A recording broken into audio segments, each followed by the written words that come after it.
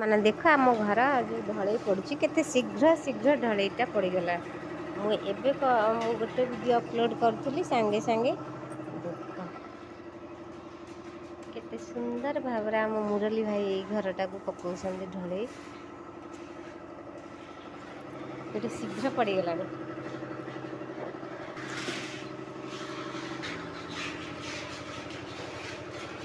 ଆଉ ଏଇଟା ଆମ ଲିସା ରୁମ୍, ଆମ ମାମୁଁ ହେରିକା ଢଳେଇ କରୁଛନ୍ତି।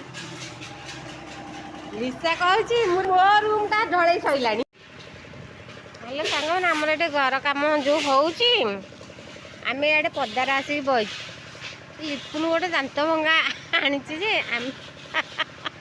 ଆମକୁ ଗୋଟେ ଗୋଟେ ଦଉଛି। ଆମେ ଏଠି ଖାଇକିରି ବଇଛୁ ଦାଣ୍ଡରେ ଆଉ। କଷିକି କଣ ତୁ ସେତିକି ଯୋଡ଼ିକି ଆଣିଛୁ। ମୋ ପାଇଁ କାଳେ 4-5ଟା ଆଣୁନୁ, ଆମେ କୁର୍କାରେ କରିଥାନ୍ତେ ବସିକି। ଢଳେଇ ପଡ଼ି ସାଇଲେ ଆମେ ଯିବା ଘର ଭିତରକୁ। ଆମେ ଇଆଡ଼େ ବଇଛୁ। ଏ ପୁଅ ସୋମୁ, ଏ ସୋମୁ ଧନ ଏଇଠି ନା ଟ୍ରାକ୍ଟର ଉପରେ ବଇଛି। ଏଇଠି ଏଟା ଟ୍ରାକ୍ଟର ଚଲେଇବ। ହାଲୋ, ତମେ ଦେଖୁଥା ସେ ଟ୍ରାକ୍ଟର ଚଲେଇବ। ମତେ ଦେଇକି ଏଇଠି ଯାଇଛି, କହିଲା ବିସ୍କୁଟ ଖା ମାମା, ପଦାରେ ବଇଥା, ଘର ଢଳେଇ ପଡୁଛି ଇଆଡ଼େ। ଆଉ ମୁଁ ତ ଏଇଠି ବଇଛି, ସେ ତାର ବଇଛି ଏଠି, ଆମେ ଲିସା ବଇଛି ପଦାରେ ବଇଛୁ। ମୁଁ ଥଣ୍ଡା ଗଲା ଆମେ ଏଇଠି ପିଇବୁ ଟିକେ ଆଉ। ନା ମୁଁ ଏଗୁଡ଼ା ଆକ୍ଚୁଆଲି ପିଏନି, ମୁଁ ମିଛରେ ଏମିତି କହିଲି।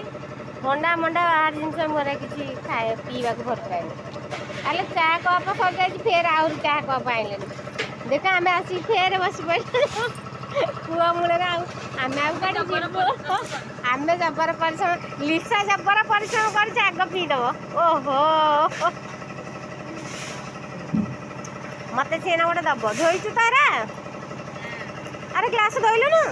କ'ଣ ଏଇଠି ଧୋଇକି ଆଣିଛି ବୋଲି ସେ ଏକଲା ଏଇ ଥଣ୍ଡାଟା ଏକଲା ପିଇବ।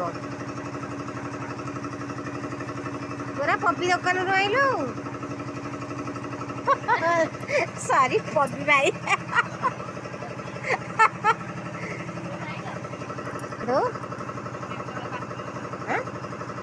ବାପିଟା ହଉ ହଉ ଯା।